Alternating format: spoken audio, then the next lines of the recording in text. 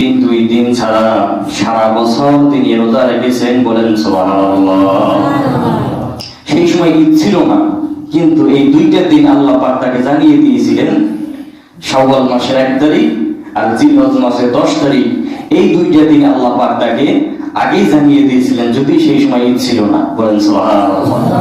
এই দুই দিন ছাড়া তিনি বাকি সারা বছর রোজা রাখতেন তিনি। হযরত ইব্রাহিম আলাইহিস সালাম তার সময় রোজা ফরজ ছিল। হযরত ইব্রাহিম আলাইহিস সালাম আল্লাহ রাব্বুল আলামিন যখন তাকে তার বন্ধু হিসেবে গ্রহণ করলেন, খলিল হিসেবে গ্রহণ করলেন, গ্রহণ করে তাকে 30 দিনের রোজাকে ফরজ করে দিলেন, বলেন সুবহানাল্লাহ। যা ইব্রাহিম আলাইহিস সালামের সেই পদ্ধতিটা অবলম্বন করেছিল ভারতের যারা হিন্দুদের মধ্যে যারা বেদের অনুসারী যারা ছিল, তারা ইব্রাহিম আলাইহিস সালামের সেই প্রথাকে অবলম্বন করে তারাও উপবাস পালন করত। ইব্রাহিম আলাইহিস সালামকে তারা মানে, হিন্দুরাও পালন করে, কিন্তু ইব্রাহিম নামে নয়, তারা নামটাকে চেঞ্জ করে দিয়েছে তারা।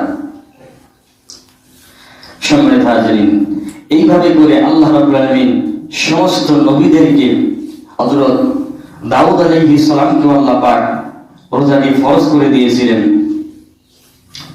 বুখারী মুসলিম শরীফের হাদিস, হযরত দাউদ আলাইহিস সালাম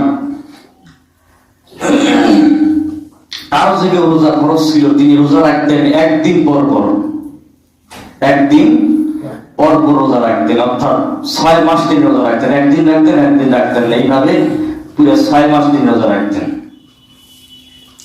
আল্লাহ রাব্বুল আলামিন রমজানের রোজাকে ফরজ করেছেন এই সূরা বাকারার 183 নম্বর আয়াত, ইয়া আইয়ুহাল্লাযীনা আমানু কুতিবা আলাইকুমুস সিয়াম।